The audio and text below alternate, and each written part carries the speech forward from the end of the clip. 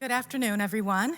I'm Tamiko Brown-Nagin, the Dean of the Radcliffe Institute for Advanced Study here at Harvard University.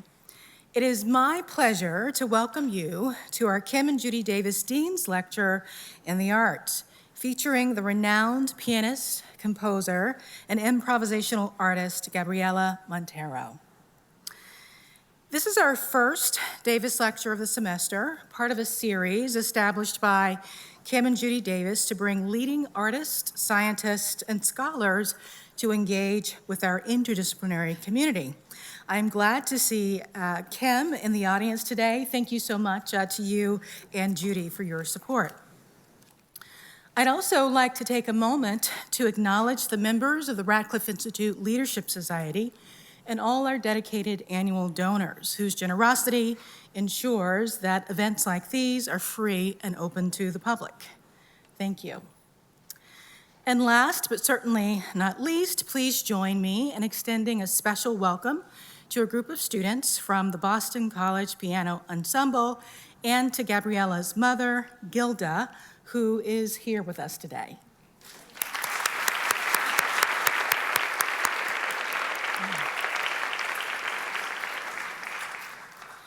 Gabriela Montero is a pianist and a composer and a profoundly innovative improviser, deeply engaged in the art and the science, specifically the neuroscience, of her craft. But that's not all. Gabriela also uses her music to advocate for human rights and for the end of systemic oppression in her native Venezuela. In doing so, Gabriela shows us the potential of art to drive change. From Mozart's Marriage of Figaro, which thematized class struggle in the years leading to the French Revolution, to Dmitri Shostakovich, whose career comprised a decades-long balancing act between artistic freedom and personal safety under Stalin, classical music has long been entwined with politics and with society. Jazz, folk, and popular artists played central roles in the civil rights, labor rights, and anti-war struggles of the 20th century, composing anthems that animated these movements. Today, Gabriela is ushering this tradition into a new era. She offers her music as a critical lens through which to view the ongoing human rights crisis in Venezuela, where artists are particularly vulnerable to exploitation as mouthpieces for a totalitarian government. Gabriela explains, quote, "I could see from very early on that our young musicians, in being afforded a privileged status in a regime-dependent society, were gradually being recruited as human billboards for an ill-fated model of Castro-Cuban revolution, which would impoverish an entire nation." Gabriela's 2011 compositional debut, a tone poem entitled Expatria, is emblematic of her role as a composer activist. The piece vividly depicts Venezuela's descent into corruption and violence, and it pays tribute to the nearly 20,000 Venezuelans who lost their lives to homicide in that year. In addition to moving works like Expatria, Gabriela uses improvisational music to call us to awareness and to action. Improvisation, as we'll see and hear this afternoon, is unlike any other form of musical composition. It unfolds in the here and the now, and that freewheeling nature lends it to nimble responsiveness, it would seem, a unique ability to serve as a vehicle for dissent. Gabriela labels her creative works as acts of musical journalism. And if a concerto is an editorial, written, rewritten, and polished for publication, then improvisation might be the live commentary of an eyewitness, providing minute-to-minute reactions in real time. Both formats provide invaluable insight. Both are vital to healthy, productive public discourse. And Gabriela deploys both to powerful effect. In the face of abuse and injustice, Gabriela tells us silence is not an option. Born and raised in Caracas, Gabriela began studying the piano at age 4 and made her concert debut at the age of 8. She continued her education both in the United States and at the Royal Academy of Music in London, where she studied under Hamish Milne. Among other accolades, Gabriela is recipient of the 4th International Beethoven Award and the 2018 Heidelberger Frühling Prize. She has given performances in many of the world's most prestigious concert venues, including Carnegie Hall and the Kennedy Center. Her Latin Concerto for Piano and Orchestra, written in 2017, premiered in Leipzig and has since been performed all around the world. Reflecting her efforts to marry her concert and compositional career with her unwavering commitment to human rights, Gabriela is also a sought-after speaker. She's been recognized by the Human Rights Foundation for outstanding work and was named an honorary counsel by Amnesty International in 2015. We are so honored that she's here to speak and perform for us this afternoon. She will be joined in conversation by her husband, producer and baritone Sam McElroy, an esteemed guest in his own right. Please join me in extending a warm welcome to Gabriela Montero and Sam McElroy.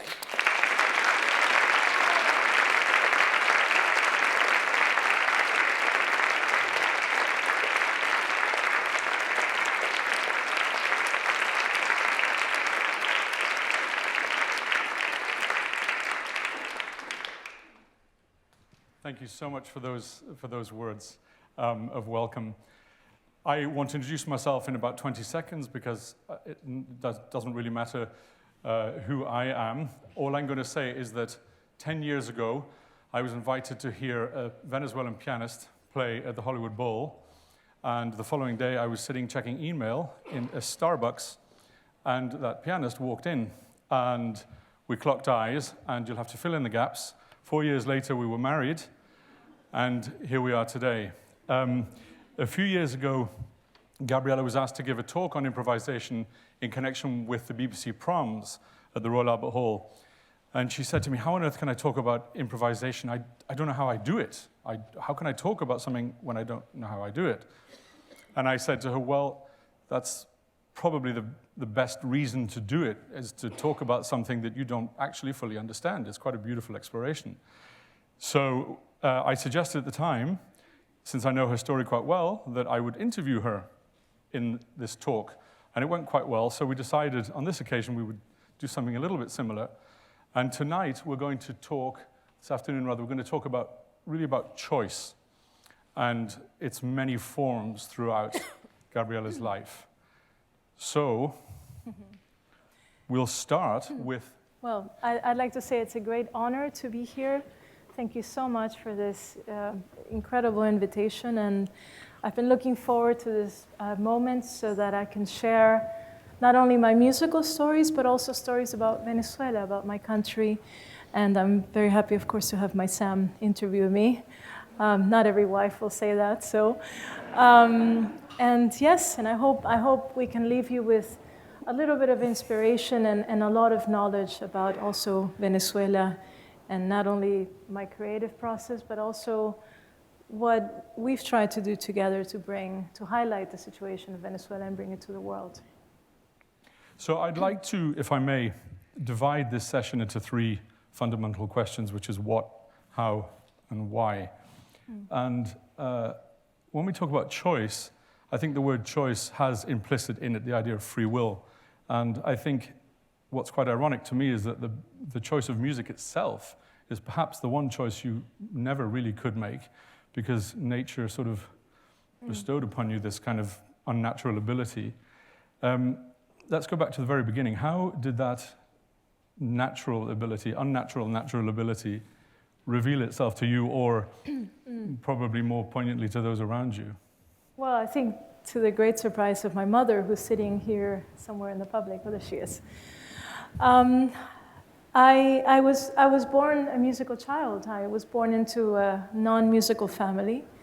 And when I was 7 months old, it happened to be December, I was born in May, I was 7 months old, my mom went out to the center of Caracas to buy Christmas gifts for the kids in the family. And she bought a doll for me and a little piano, a little 2-octave piano for my cousin, who was almost 3 years older than I. When she came home with this little piano, my grandmother, her mother, for some reason saw this piano and thought, this piano has to be for Gabrielita. But I was only 7 months old. So my parents were quite surprised at her insistence. And I guess they buckled under the pressure, and I ended up getting the little piano for Christmas. And the first thing that my parents noticed that I would do every single day would be to spend hours at the piano, and with one little finger I would play note after note and try to pick out the melodies that my mom would sing to me every night to put me to sleep. One of those themes was the national anthem of Venezuela. Every Venezuelan knows that our national anthem is also a lullaby. It's a children's song. It's Arrorro mi niño. So mothers tend to sing the national anthem to their kids, which might seem like a peculiar idea to the rest of you, but it does happen in Venezuela. And my mom would sing to me every night, and my parents every day would notice that I would spend hours at the piano. And by the time I was 18 months old, I was playing all of these songs, all of these melodies by ear at this little piano. Now, they began telling their neighbors and their friends and the rest of the family. Nobody believed them. I was the firstborn, so of course everyone, has stories about their firstborns. Until, I guess, this picture, when I was 3 years old, the bottom picture, that was my birthday, my 3rd birthday. And until that day, nobody had really heard me. And it was at that gathering for my 3rd birthday that finally I played for a group of people, friends, family, neighbors, and I guess my parents' reputation was vindicated, which was important. And at the time, you were also showing this quite ridiculous ability to not only play back things that you were hearing, but to also use that piano as a way of telling little stories. Is that right? Well, for me, the piano was always a very emotional tool. The piano was always my friend that I would tell stories to. And I would always arrive at the piano, and the first thing I would do would be to improvise. It's just the most natural and intimate thing that I can do, and the most powerful, emotional language that I can use to describe how I feel, what I've been through, what I see around me. And that was always there from the beginning. And we heard a story last night, actually, about your dad, no? He used to...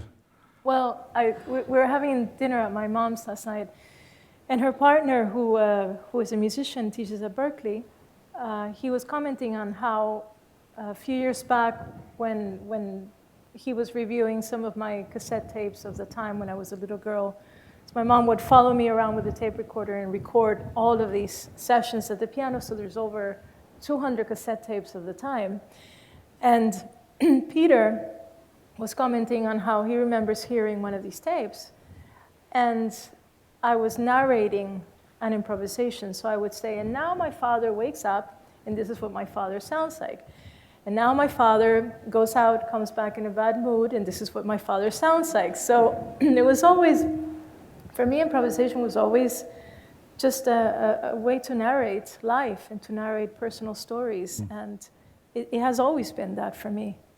Well, it was a stroke of genius for Gilda to follow you around with a little cassette recorder, and I can imagine if she'd had an iPhone in those days, she would have been lethal. Yes, that was, her inner stalker came out at that moment. Well, thanks to these tapes, we're going to arrive at the first musical moment of the evening. What happens normally with Gabriela in a concert situation, if anyone has been to her concerts, they'll know this, sometimes she'll ask somebody in the audience for a theme on which to then improvise. So I swear to God I have not told her this, this is absolutely fresh to her. But I found among the archives of when you were 4 years old, a little composition which I thought was remarkable because it was called The Wild Horsemen. And I wondered, first of all, at the age of 4 in Caracas, how many wild horsemen had you met? And I was, of course, touched, tickled pink by the actual content of the music. So what I'd like you to do is I'd like your far older self to improvise on your younger self. And I'm going to play this, which you will not have heard since you composed it at the age of, I think, 4.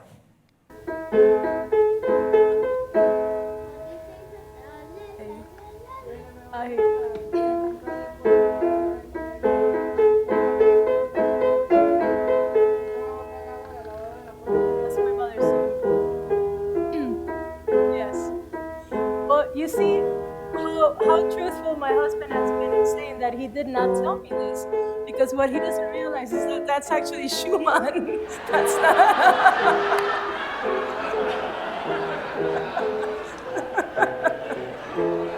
So you probably chose the only thing that was not my improvisation. Oh, okay. All right. In which case, please go to the piano and create an improvisation called The Wild Horseman. I will never be forgiven for this. Thank you. All right, so, my God, I literally have not played this since I was, 6, 7, so that's the theme maybe of Schumann, The Wild Horseman. Okay.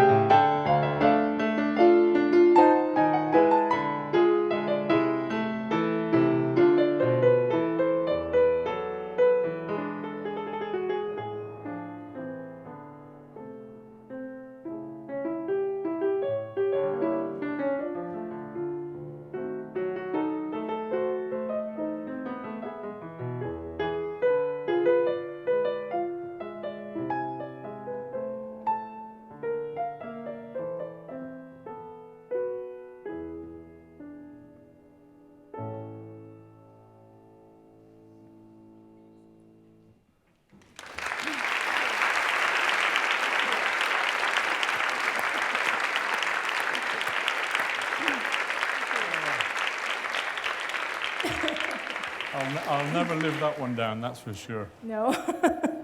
So another incredible coincidence at that time was that you happened to live in a building in Caracas where there lived also one of the most famous piano pedagogues in South America. Tell us about Lil.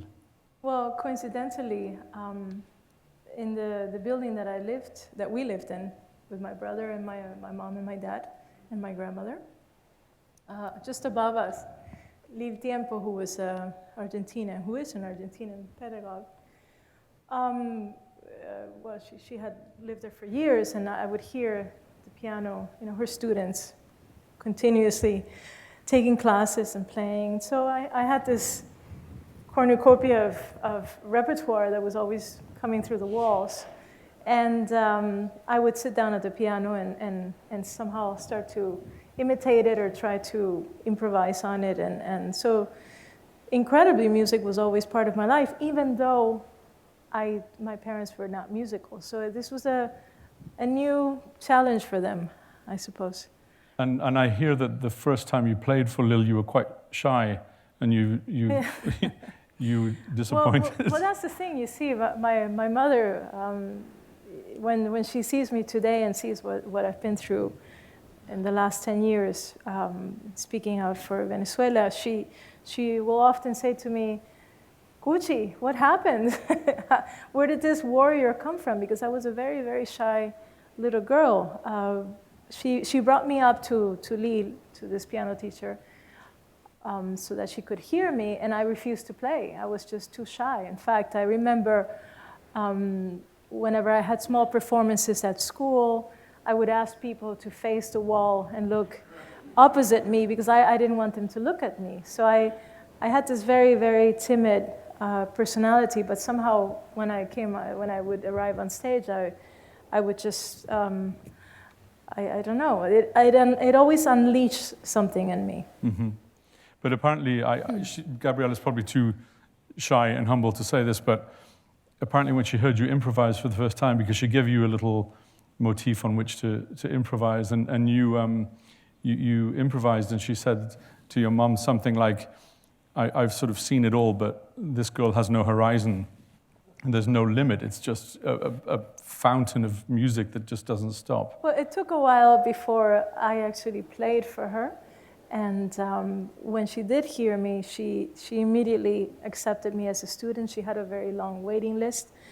And to her credit, I have to say that she always recognized that my relationship to music was really born out of this improvisational nature. And it was something that I can't say that was nurtured, but was definitely motivated. And for me, it was never about doing scales or doing the traditional exercises. It was always about the creative component of music and how I related to music in that way. And did she encourage it actively? Oh, yes. I mean, she knew that our lessons would be storytelling, basically. It would be, "Gabrielita, so how was your week?" And then I would improvise my week. And that was pretty much how it happened. Then I gave my first recital when I was 5, and I played with orchestra. I made my debut with orchestra. In fact, this is the picture of that concert. I was 8 there. I just turned 8. And I remember that the improvisation after the Haydn D major concerto, which I learned without knowing how to read music, because for me everything has been the ear.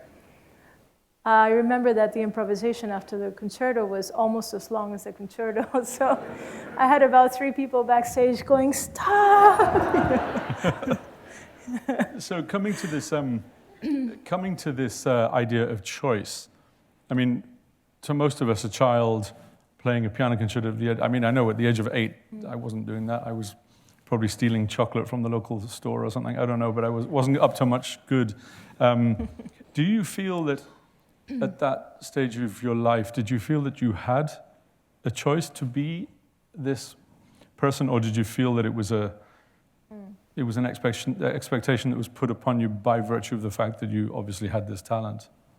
Well, we are our brains, and we're all individually of course, different. And in my case, music was always something very evident, my musical nature. But when you're born with a very specific neurology or with a very specific ability or inclination, it can be as much a blessing as it is a burden, because you don't really have a choice. That's who you are. And as much as I tried for many years, even though I was concertizing, to turn my back on it and ask a lot of questions about why am I doing this, who am I, what does this mean, does this contribute anything to society, is this really important, is this what I want to dedicate my life to, even though this is who I am, it's a 24-hour radio. It took a very long time for me to arrive at any answers that were my own, that were not imposed by people's expectations or by just how I was born. So that was always very much in my mind. What does this all mean? And why am I doing this? And then, of course, you went to the United States, and a totally different kind of a teacher who wasn't such a great experience. No, I had a very negative experience, actually from the age of 8 until 17. I studied with someone who actually tried to squash my improvisational nature, and I didn't improvise for many, many years. People didn't know that I improvised. It was a very private thing. I was told not to, and somehow this is an indication as to how strong my creative nature is, that despite that, I could never stop. It was always there. Mm. Yeah. And then at some point you decided to turn away, didn't you, for a little while from playing formally? Because you couldn't find your real authentic reason for playing, and you couldn't decide what that choice was that you were making, or? Well, I mean, those years with this teacher and the experience of being, let's say, a child prodigy who I did all these competitions, and I often did very well in them, and I was somehow more of a product of what you expect a talented girl to be than someone who really had. I didn't have an inspired path as I was growing up. I didn't have any real inspiration around me. So it was all about, let's say, the rat race, just going through the motions of the career and where you're supposed to arrive at. You have to win, you have to perform, you have to do this. And at some point, I just thought, this doesn't really mean anything, and it isn't really my own choice. This isn't really me. And I stopped. I closed the piano lid. I said, I don't want to be a musician. I actually pretty much hated music at that point. I hated being a prisoner of my own nature, and I hated not having any other options, because I always knew that I was never going to be great at anything else. I wasn't going to let's say, develop anything as much as my piano that would really be of significance. And I stopped playing, and I decided to kind of dabble a little bit in social work. I wanted to do something that helped people. I wanted to do something that contributed to society. And I closed the piano, and I didn't miss it at all for that time. Luckily, somebody else had a tape recorder as well and sent a tape to the Royal Academy of Music in London. Eventually I figured that this was really something I had to explore, and I did send a tape of a Rahman of 3 recording I had from when I was 17, and the Academy accepted me as a student, gave me a full scholarship, and that somehow put me on the path again of music. And that was quite interesting, wasn't it? Because I know you sort of came face to face for the first time with a kind of formal education in things like composition and theory, and you found that quite scary, didn't you? Because you just always done it. And well, it's just that's a terminology that for me just never really clicked. Let's say I never studied harmony or theory or counterpoint or solfège, or even the basic theoretical subjects, because it was not something that I processed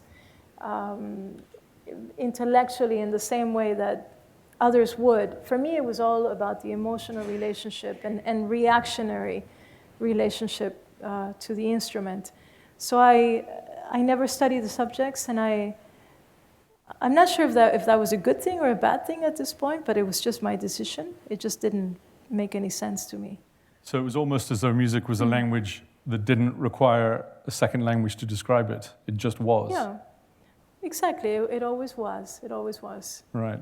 Yes. And of course, anyone who knows you will know that you at some point came across Martha Argerich, the great Martha Argerich, who gave you that permission, didn't she? She gave you that choice. Yes. Tell us a little bit about meeting Martha. Well, I had stopped yet again. That's with Martha in Hamburg last year. I had stopped playing again because I had not found my real reasons for being a musician. I found it very isolating. And I was living in Montreal, and Martha came to town to play with Dutoit in the Montreal Symphony.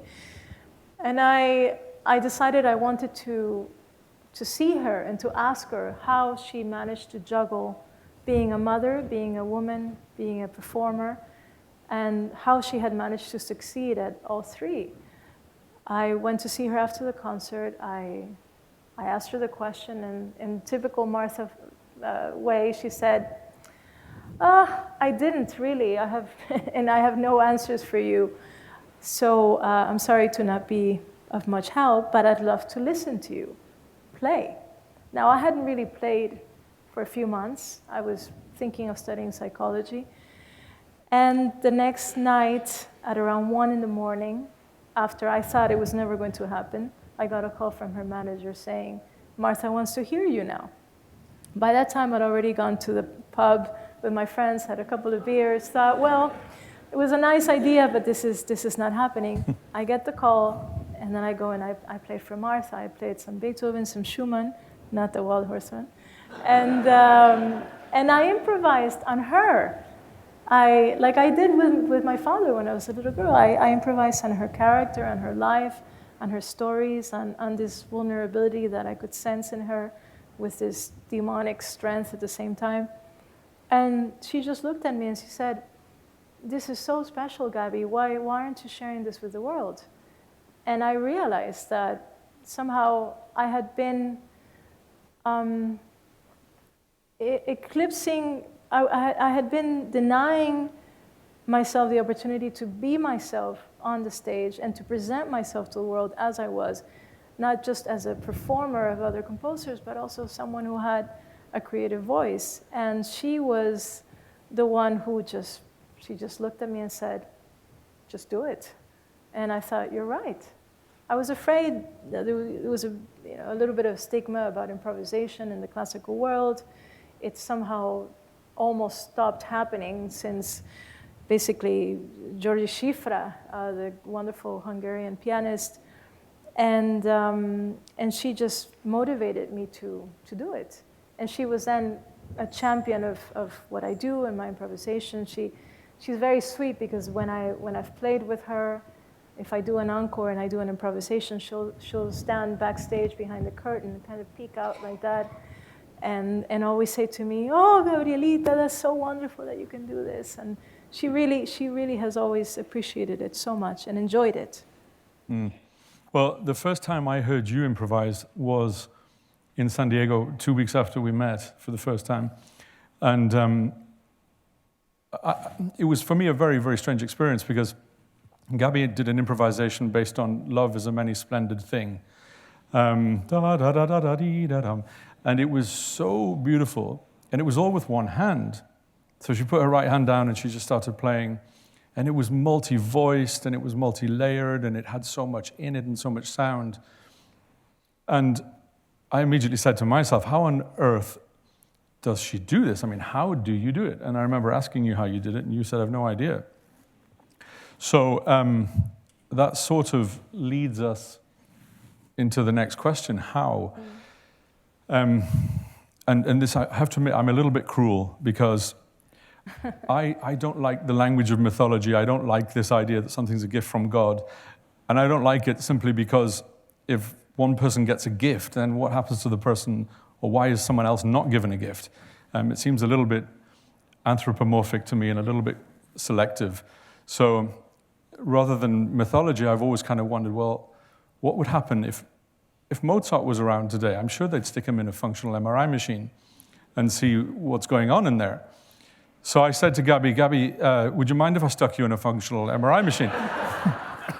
Because what man doesn't want to look inside his wife's brain, you know? So I called Dr. Charles Lim, who I'd seen giving a TED talk on the bioneurology of creativity. And I was standing in a car park of a Mexican restaurant explaining that my wife is quite gifted. Is there anything he could do? And he said, I've been waiting for this call actually my whole professional life because I want to meet someone who can do something that they've never really learned, that is just simply a natural gift, and I want to study it. I want to do a single case study. So we set about doing this study, and I set about making a little film about it, which is actually now in post-production. So I'm going to play you a little sort of intro trailer to the study and to Dr. Lim.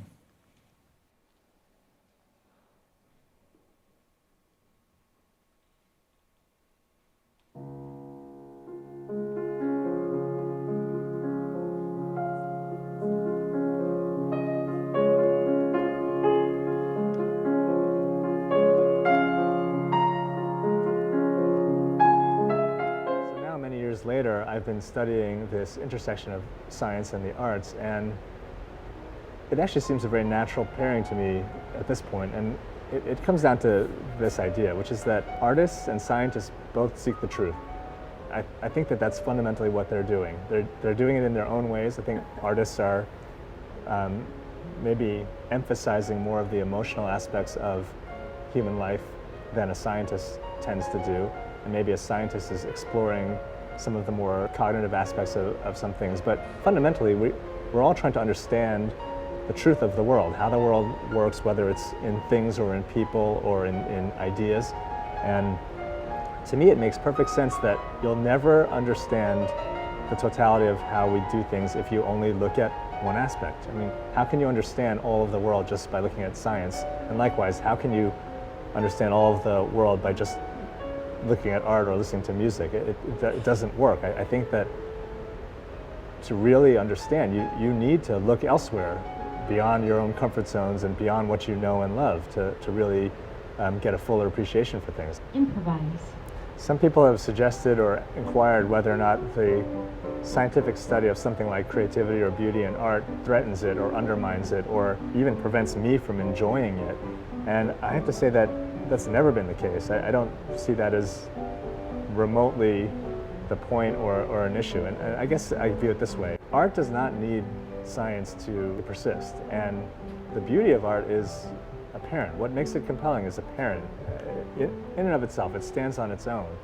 And a scientific inquiry into artistic processes, I think, is a way to pay the ultimate tribute to what takes place in an artist's mind, which is that, wow, you're doing something completely extraordinary and valuable, and what better honor can I pay than to spend my life trying to understand what enables you to do it? And I put it this way before, it's even if you understand the physics of how an airplane flies, it's still a pretty magical experience to take off in a plane. And you're not anywhere the worse off for having known that there's physics behind how that plane flies. And likewise, understanding that your brain has neurochemistry and hormones, and that to a certain extent, a lot of what you feel is a product of these biological organs and processes, physiologic, objective processes that you can quantify. It doesn't change what it feels like to be alive or to love somebody or to care about something, to feel grief. All of these things are all mediated by our brains. And so to me, I don't see how we can ignore the fact that our entire human experience is filtered through our sensory systems, output through our motor systems, and processed by our brains. That's how we live. It's what separates us from non-human species. To me, there is almost a mandate in science to look at what the artist does. And beauty? No, never do I worry about it. It's overwhelmingly beautiful, all of it. So that was pretty cruel, yes. Every time I see myself in the fMRI. But that was very interesting for me to speak to Dr. Lim after the study was after it concluded, and it's just now been published as a medical paper about, as a neurologist, how he could explain what happened neurologically to me when I improvised versus playing Bach or Beethoven or any of the composers. Because I've always said it in very layman's terms. I've always said, I get out of the way. I remove myself. And it was so informative for me to be able to hear such an expert in his field as Dr. Lim is, and describe somehow what happens in my brain, which is so complex. And I just reduce it to the few words of, I don't know how it happens, I get out of the way. Right, exactly. And it was actually this idea of getting out of the way that I found so extraordinary. And I wanted to see if Gabby was just being humble or if she really does get out of the way. Is there something within her brain that could demonstrate that she gets out of the way? So actually what we did was, well, what Dr. Lim did was he set up a study where Gabriela was her own control, because obviously there's not too many of her around to compare her to. So they did a comparative single case study where Gabriela's memorized state was compared to her improvised state. So there was a pre-assigned piece of music, which was a Bach minuet, as the memorized piece. And then at any given moment, the computer would generate an instruction to say, okay, improvise. And she would then switch from within the machine to improvising music. And the incredible thing is that the science did seem to bear out this idea that you do indeed get out of the way. Because, would you like me to explain a little bit, or do you want to? Well, yes, you can explain it. So what happened was, well, this was... That's me. If that means anything to you, please tell me afterwards, because it's all ones and noughts to me. So the idea was to contrast the two states. And what they actually found was that when Gabriela's playing memorized music, all of the parts of the brain that you'd expect to be involved are, of course, involved. Her auditory cortex, the limbic system, all of those parts of the brain that you'd expect. But what happens as soon as she switches to improvisation is that her brain deactivates things that you would expect to actually be even more utilized in something that requires so much focus and concentration, but she actually deactivates. So she does seem to get out of the way. The auditory cortex does seem to sort of calm down. It's like a dimmer switch, sort of calms down a little bit. And so we said, well, if there's deactivation going on, there must be something activating in order to do what you're doing. And in fact, they found that her visual cortex was incredibly involved in the process of creating improvised, spontaneous music.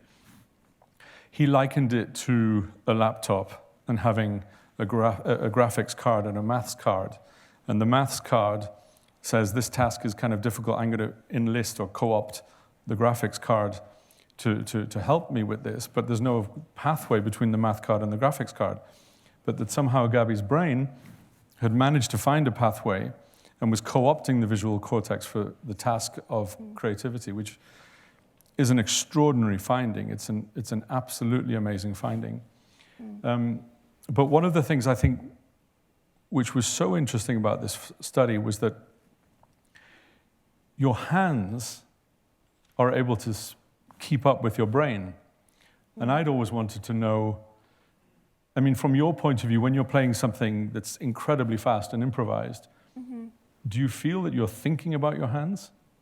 No, I mean, the improvisation I just did was very mellow, and I think it was quite Baroque. But when I do 50-minute second halves of recitals that are all improvised, and I start really getting into so many different idioms, and sometimes I improvise these crazy ragtimes, and I never played ragtime in my life. I never really listened to ragtime. It's just something that comes very naturally, and that I have a lot of fun watching it all happen. I just don't know how it happens. The very fast virtuosic improvisations, it's almost like a tornado. It starts building and building and building, and I'm not controlling it. I'm just watching it happen. And I love to be a witness. That I'm very much in the same situation as the audience who's listening. I'm just witnessing what is happening, literally, somehow with my other brain, which is what creates it. So, like, I've sort of summarized there, one brain with two different musical minds. Well, it's funny that now that I see this, because my father reminded me a while back that I always used to say to him, "Dad, I feel as though I have two brains." And now that I see this conclusion, it's very much like that. It's the performing Gabriela, and then the improvising, the creative one. He used to call it the tuyuyo, didn't he?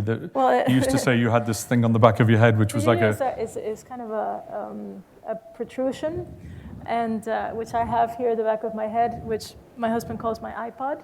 And in Venezuela, you would call that a tuyuyo. That's a very, very colloquial that was his explanation term of where all the music was stored. Yeah. So the incredibly interesting thing is that the motor system almost seems to be a brain of its own, if I understand this correctly. Yeah. That your hands are somehow executing what your brain is imagining in real time. That's the thing. I'm not even imagining anything, and I'm also not seeing anything. I'm not kinesthetic. I'm not visualizing anything. It's just a state of flow. It's a switch. It's an opening of the tap. It's something that I know is always there, and I've compared it to a domino effect. Once you push the first domino, everything else falls into place, and it always does.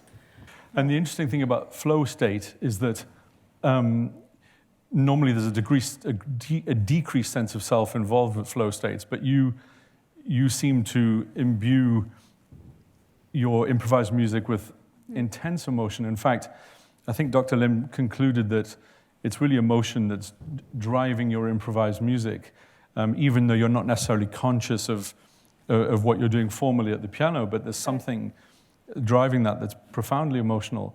And I think that, coming back to this idea of choice, I think having that tool almost bestows upon you an obligation to use that, given that it is so emotional.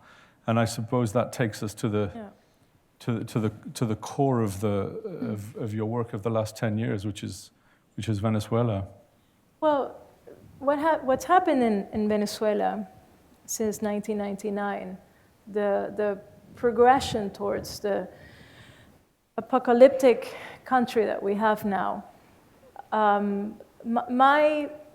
my decision in 2010 to speak about what's been happening in Venezuela and what I could see was going to evolve there changed my life. It changed my life. It changed the way that I do music, that I play music, how I program my recitals, my compositions. It changed who I am as a public person.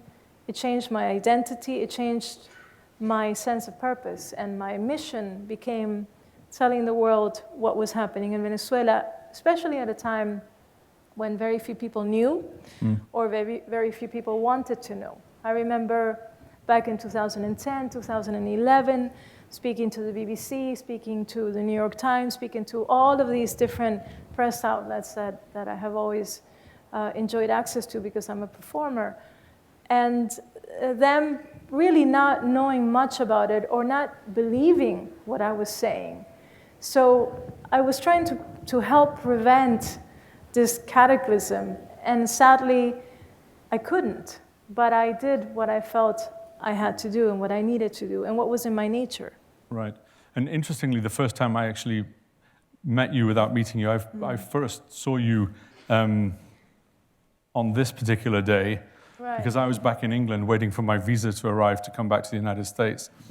And I saw you, I saw a woman with fingerless gloves playing at the inauguration of President Obama. And I had no idea that I was going to meet you within a matter of months. Yes, that was So quite a I day. first witnessed you in a sort of a political context.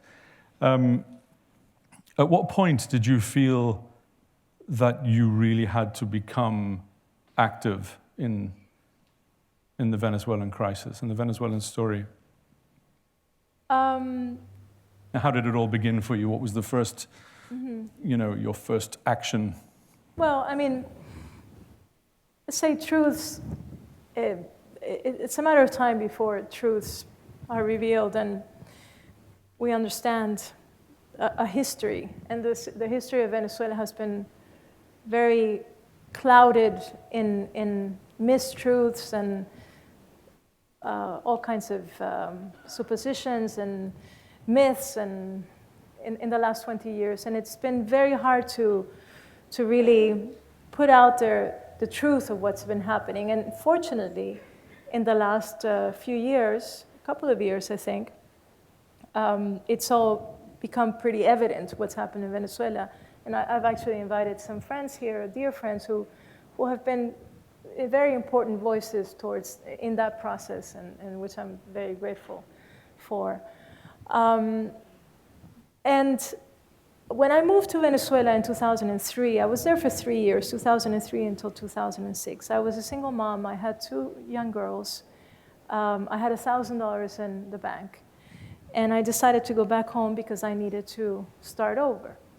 And I think the beginning of my understanding of the darkness of the regime and what it embodied was already pretty clear for me in 2004. In 2004, I received a phone call from José Antonio Abreu, who was, of course, the founder of the Sistema and the orchestras and the movement that you know. And he basically he said, the government wants to invite you to give a concert, a very important concert, with you, the orchestra, Dudamel, in Buenos Aires. And they want you to come on board. They want you to be the soloist. I said, no, I will never do anything for this government. That was very clear for me already in 2004. When he pressed on and continued to insist, I said, I again repeated a negative answer.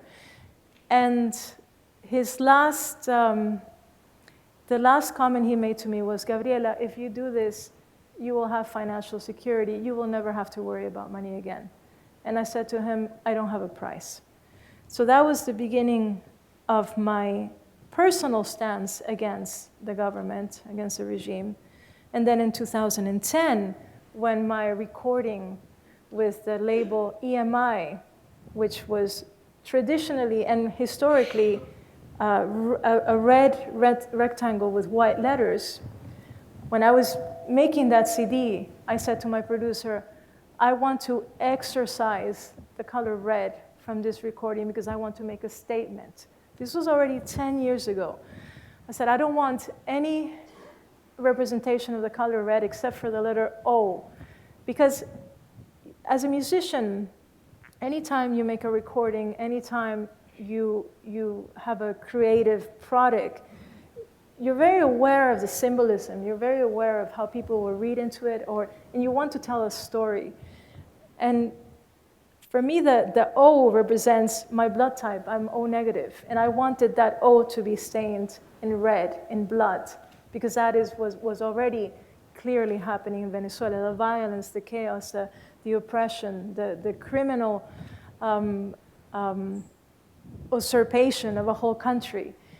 And at the same time that my recording with EMI came out in the market, and I was making this political and very personal statement, which came at a huge cost, sadly we had, of course, the other voice of Venezuela representing a party, a country that was in a fiesta mode, a country where supposedly everything was fine, everybody was happy.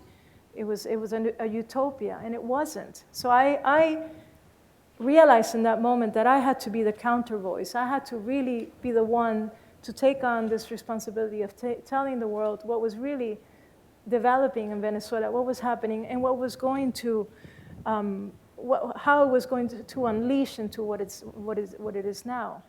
You saw it. I mean, you saw it coming. It was very clear to you. It was very clear. It was very clear, and it was gradual. But now we have a collapsed country, a failed state. We have, unfortunately, a mafia state that we are all trying to, to escape. So at this time, 2010, 2011, Yes. I know that you were very, because I was living with you and we were hearing stories every day from friends, from relatives of friends. Yes. The murder rate was going through the roof in Venezuela. People were being kidnapped, having, including your own brother, requests for, or not requests, but ransom incidents and this kind of thing. And you had an opportunity at that time to write your first composition. Tell us about that choice, because you had free rein with the Academy of St. Martin in the Fields to write something, and you made a very, very strong decision. Well, everything kind of ties together, because as I became more of a public voice for Venezuela, and I decided to use every platform and every opportunity to speak about Venezuela, and very often denying myself the opportunity to talk about my piano, my career, my composing, but giving the time and the space to Venezuela, almost telling journalists, no, let's not talk about my life. I need to talk about Venezuela. Venezuelans began to feel that I could be a voice for them. They began to write to me. They began to come to my concerts, to hug me after concerts in tears, telling me their stories, their sufferings, what they had gone through, their families had gone through, horrible stories of murder, of kidnapping, of loss, of every horror you can imagine. And I always say that my social media inbox, my Twitter, my Facebook, became like a cemetery of sad stories. And there are so many anecdotes there of people that I know, people that I don't know. And they deposited all of this on me. And I felt I needed to make a soundtrack to those stories. I needed to put it into music, because words are a very effective way of telling a story. But I realized that in a classical music context, if I faced my audience, which I often did, and I told them in 2011, 19,336 people were murdered in a country of 28 million people. You know, the Swiss public, or the Austrian, or the English, or the French, or the American might not quite understand what that really means. They might not be related or interested or aware of what was happening in Venezuela, but through music, through giving the numbers, through saying a few words, but then playing an improvisation that showed them my suffering and our collective suffering, then they understood the message. Somehow they took that home. It was as though I was branding them with this kind of pain that we have felt all these years. Through the musical metaphor. Mm. Mm-hmm. And then you formalized that in your first... My first work, Expatria, which is a tone poem, and I wanted it to be a very visceral piece, so that when the audience was listening to it, they would feel crushed, they would feel asphyxiated, they would not be in a comfortable concert hall somewhere, but they would be living the Venezuelan horror with me. And it was very effective in that way. So that piece was written premiered in 2012 by the Academy of St. Martin and Fields, ironically in Nuremberg, and ironically on the day that Gaddafi was killed by his own people. I know. quite a very quite good portentous. Good friend of Chavez's, yeah. And 3 years later, you recorded it for CD. Yes. This was a little section about Expatria from that recording in 2015. As a pianist, I recreate the past and I recreate somebody else's stories.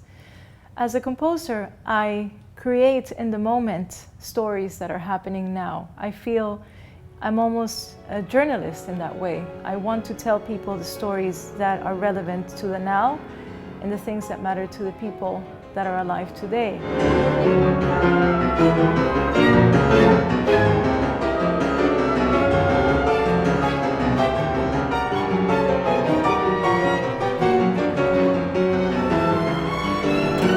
So I take my duty very seriously of bringing music that not only will make people feel intensely the stories that I'm trying to tell, but will also educate as to what is happening. For me, silence is not an option.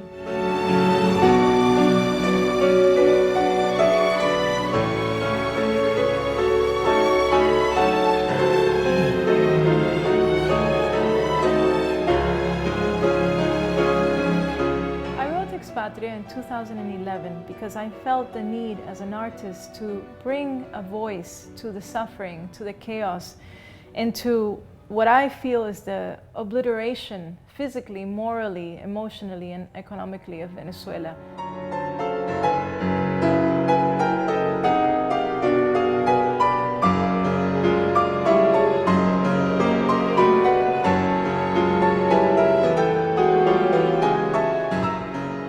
The theme is corrupted by the different instruments, showing this kind of ugliness and this kind of violence that is current in Venezuela, which then leads to a cacophony of chaos.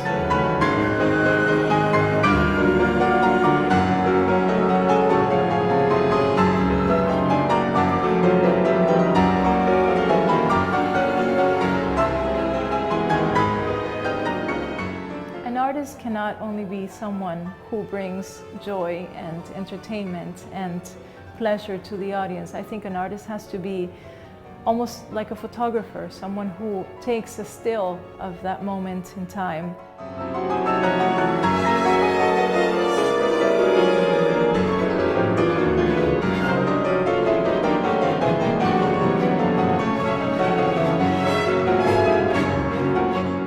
And this is why Expatria was born, out of my need to illustrate on paper and for eternity what Venezuela sounds like to me and to many, many people in this time in history.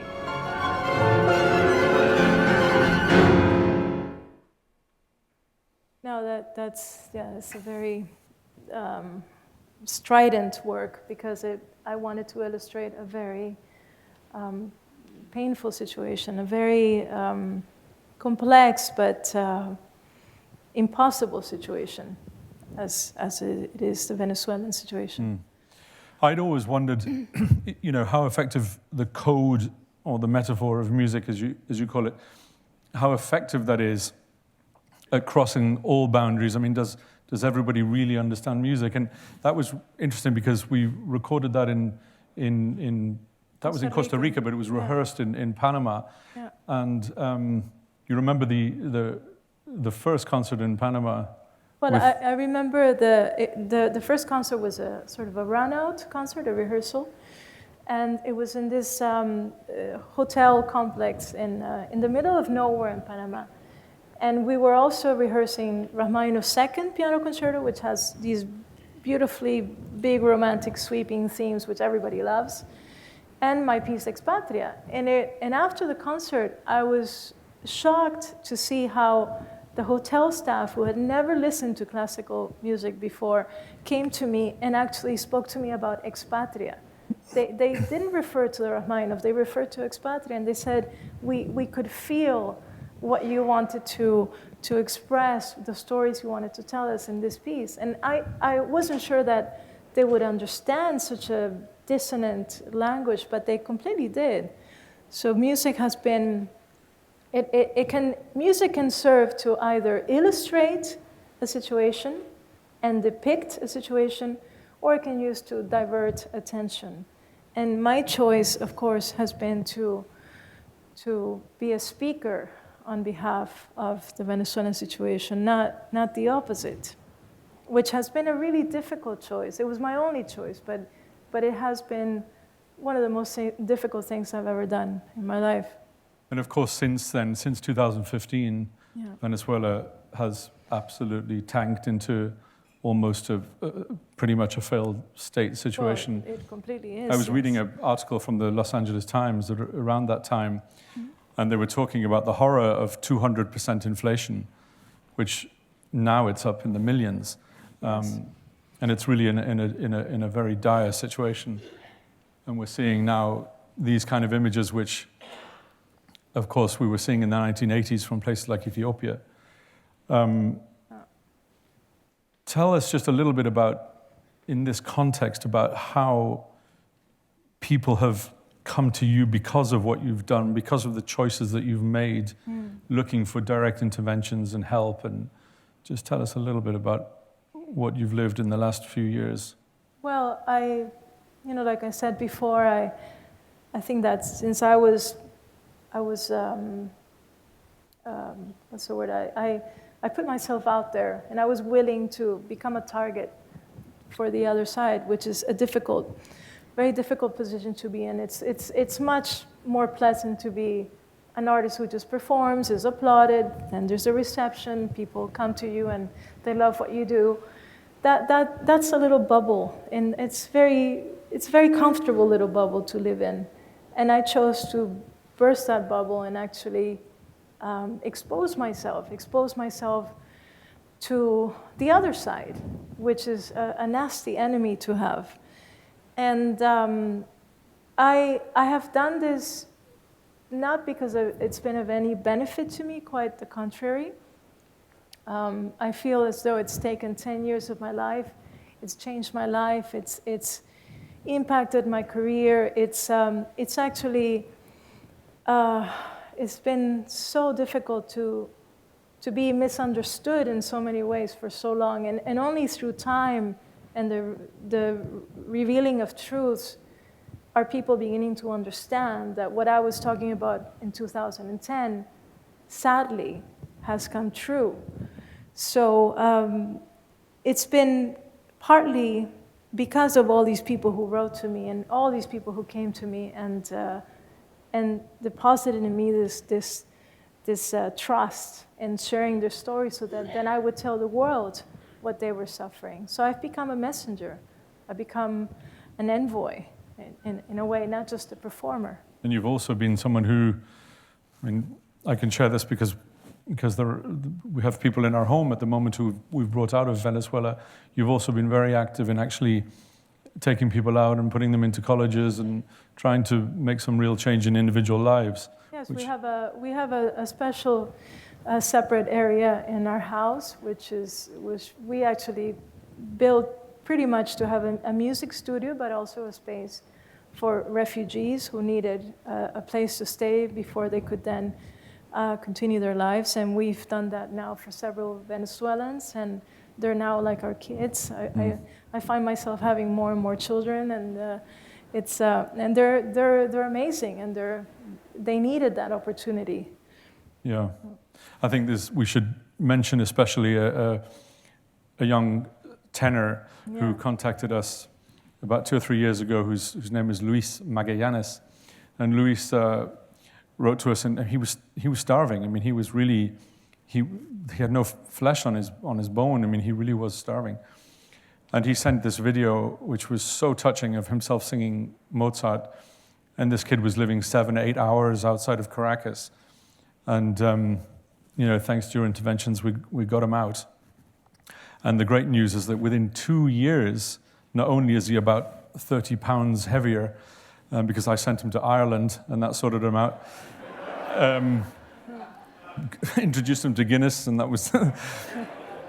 He's amazing. He's amazing. But yeah, he's well on his way. So. But I mean, what I always wanted with this was to be effective. I always this was not just a cause that I wanted to speak about. One of so many. I really wanted to to use my voice in the best way possible to tell the Venezuelan story, again, at great cost. And I think part of the reason why Venezuelans have put so much trust in me and they have somehow seen me as a messenger or wanted me to be a messenger is because they know that I have nothing to gain with this. I'm not in this for any reason other than just to try and help and try and do the right thing.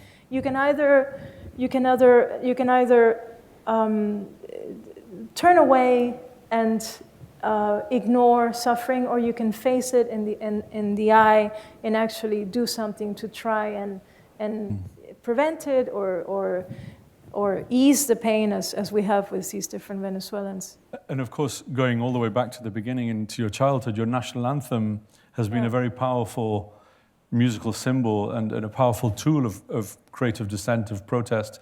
I'd love to conclude this talk by having a second shot at making you improvise, not Schumann, I promise you. Wait, but I have to say first that how could I have ever known that what my mother would sing to me at night, every night, and that would have been one of the first melodies I ever played, would then become an emblem of my dissidence and my protest. I began to do improvisations on the national anthem of Venezuela 5-6 years ago, and using each version that I would put online to represent the emotional state or what was happening politically in Venezuela at the time. And I've done dozens, some of them funeraic, some of them, with very kind of combative, and they've all been somehow measuring the emotional temperature and political climate of Venezuela, and they've become symbols of resistance because it's the national anthem in its many different forms. So that little melody as a child that I love so much became so significant for me and so emotionally driven as well. Well, for those of you who don't know the Venezuelan national anthem, a 3-year-old, Gabriela Montero, is going to play it for you. And then he knows the national anthem, so this, and I know this is is definitely not Schumann or Shostakovich or anybody else. And after you've heard this, I would like to conclude this by asking you to go to we have time for the piano and just playing. I think are we okay with yeah? this? Okay. And just, in Stanislavski's words, the artist is who they are on any given day. Just show us through that national anthem who you are today with as far as Venezuela is concerned. So here's the 3-year-old.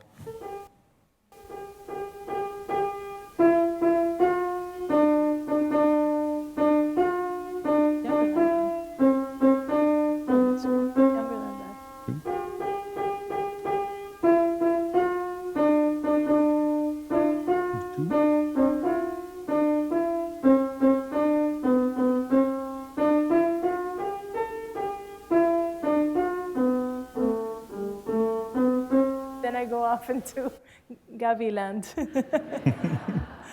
So that's our national anthem. That's our melody, which is also the lullaby.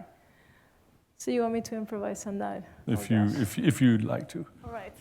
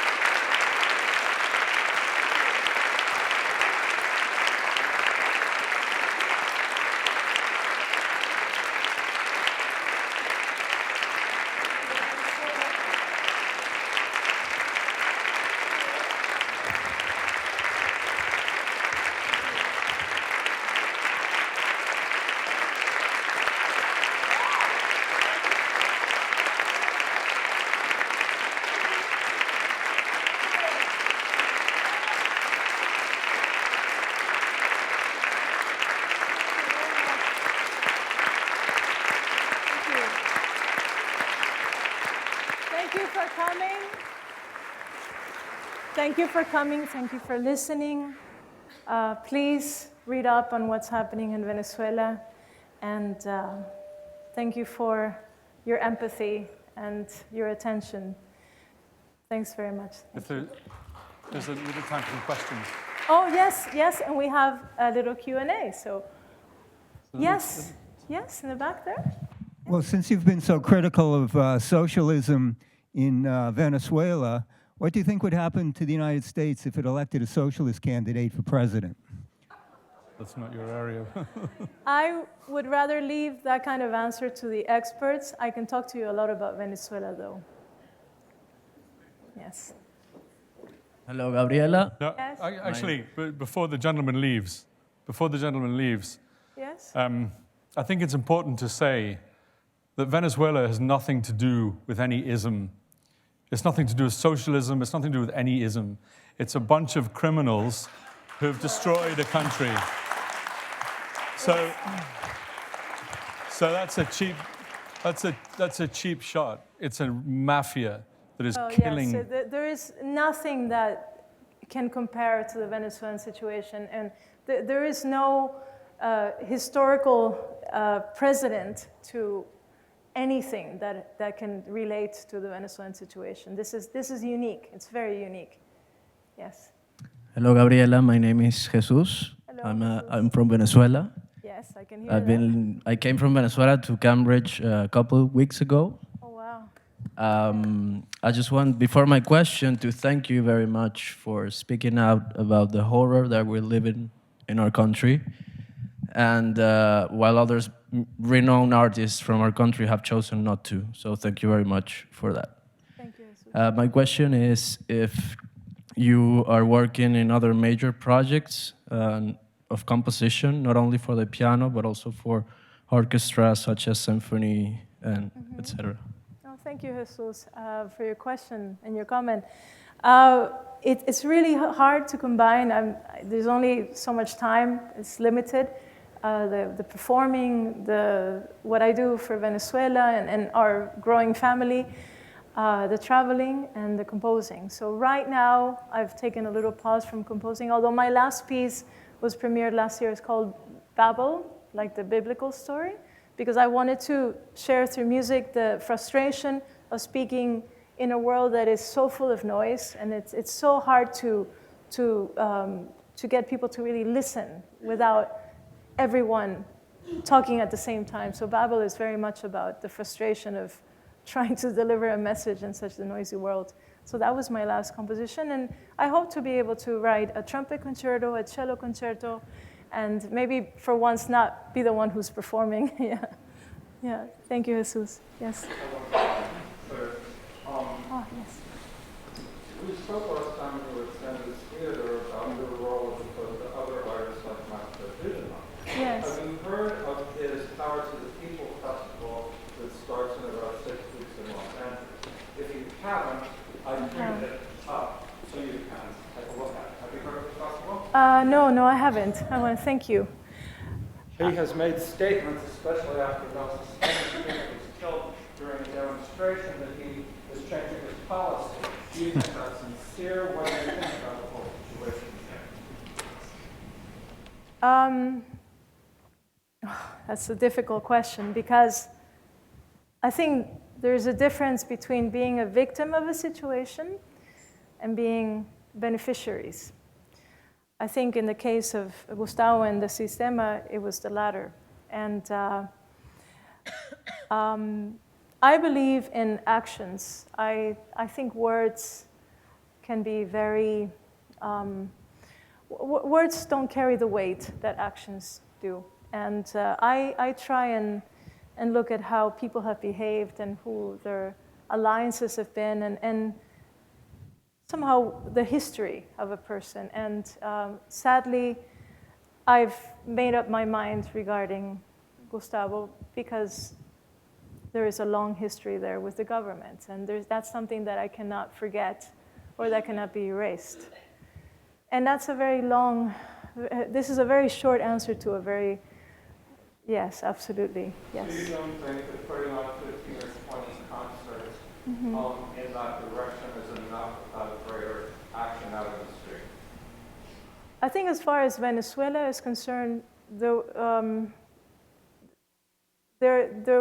were many, many occasions when he could have really made a difference. And I think that at this point, now that the whole world knows what's happened in Venezuela and who the Chavista regime has been all these years, it's very easy to position yourself on the right side.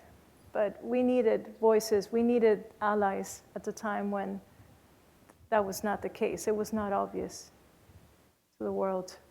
Just time for the one or two more Thank you. questions. I think this may have been partially answered already, but I'll say it anyway. I think Americans think of El Sistema when they think of Venezuela cultural exports, and it sounded like that was something you specifically do not want to support or promote. And I'm just wondering if you can say a little bit more about that. Well, I firmly believe that music and the arts should be an integral part of any education, any society. I believe it's fundamental, and I applaud everybody who's involved in these kinds of activities and these kinds of programs. I know many who are doing similar things around the world, and I'm a big supporter. The problem is when music is used as a tool to deceive and to create an image of something that is not true, then what is the point of music? I mean, then it loses its essence, its purity. And in the case of El Sistema, we know that it's been the most effective and universal propaganda tool for the regime that has collapsed my country. So of course, as a musician, it's hard it's a very hard pill to swallow. And again, this is something that we could talk about for hours, and that I have been learning about, and that I have watched happen over the years, and that I'm very, very much informed about. But we don't have the time to go into that. But thank you for your question. Yes. Hi, though I so admire your political stance, this is not a political question. Thank you. If you were going to teach improvisation, where would you begin? Well, you see, there is no beginning and no end. That's the paradox. Improvisation doesn't exist, and that's what I love about it. That if something is immaterial, then how can you even begin to try and teach it? It has to be conceived in the moment, and that's what I love about it. Thank you. Yes. Thank you. I'm both an expressive therapist and a songwriter, and I also write songs about social justice. Yes. Something I just want to introduce an idea about you in terms of thinking about your art, the brain that gets out of the way. And there's a concept in expressive therapy called poiesis, and Stephen Levine wrote several books about that. He's like the father of expressive therapy. And expressive therapy also interacts or works very interactively with social justice, Yes. recovery from trauma. Right. So I'm just putting these ideas in your head. There's much more that I could say, but when we as artists, yes, we live in where we live, in the time we live in, and we have to respond to the stories that are real right now. Exactly. Thank you. Thank you. If we are bestowed with these titles of being more sensitive or special people, or somehow that we have more of an empathetic nature, that's what people say about artists. And why are we not speaking about these issues? Why, as classical musicians, are we not as active and as vocal as the rock and punk and jazz and visual artists in the world? And like Nina Simone, who was, I mean, of course, such a great figure. And she said, I say what I say and I do what I do because I want them to know that I know.